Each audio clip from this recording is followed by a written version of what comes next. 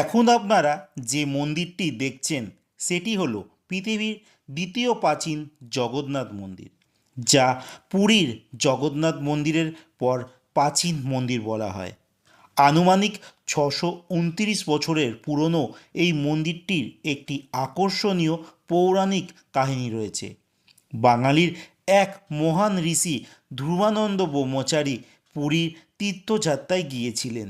তার ইচ্ছে ছিল জগন্নাথকে নিজের হাতে ভোগ উৎসর্গ করার, কিন্তু মন্দির কর্তৃপক্ষ তাকে তা করতে বাধা দেয়। ভগ্নহৃদয় ধ্রুবানন্দ মৃত্যু পর্যন্ত উপবাস করার সিদ্ধান্ত নেয়। তৃতীয় দিনে তিনি স্বপ্নে ভগবানের কণ্ঠস্বর শুনতে পান, ধ্রুবানন্দ, বাংলায় ফিরে যাও। ভাগীরথীর তীরে তুমি মহেশ নামে একটি স্থান পাবে, যেখানে আমি তোমাকে একটি বিশাল দারুব্রহ্ম মানে নিমের কাণ্ড পাঠাবো। এই কাণ্ড দিয়ে বলরাম, সুভদ্রা এবং আমার মূর্তি তৈরি করো। তোমার হাতে ভোগ পেতে আমি আগ্রহী। তাই ধ্রুবানন্দ মহেশের কাছে ফিরে এসে সাধনা শুরু করেন।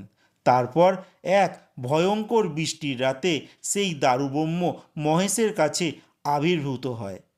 তিনি জলে ঝাঁপিয়ে পড়ে তা গ্রহণ করে। তারপর তিনি পবিত্র ত্রিমূর্তি তৈরি করেন এবং মন্দির স্থাপন করে। হ্যাঁ, ঠিক ধরেছেন, এই মন্দিরটি হলো শ্রীরামপুরে অবস্থিত মাহেশের জগন্নাথ মন্দির। আপনারা এই মন্দিরে ভোগ প্রসাদের ব্যবস্থাও পেয়ে যাবেন। এই মন্দিরে আপনারা কিভাবে আসবেন, মন্দির খোলা বন্ধ হওয়ার সময় কিভাবে ভোগ প্রসাদ পাবেন, সমস্ত ডিটেল আপনারা জানতে চাইলে আমাদের ইউটিউব চ্যানেলটিকে ভিজিট করুন।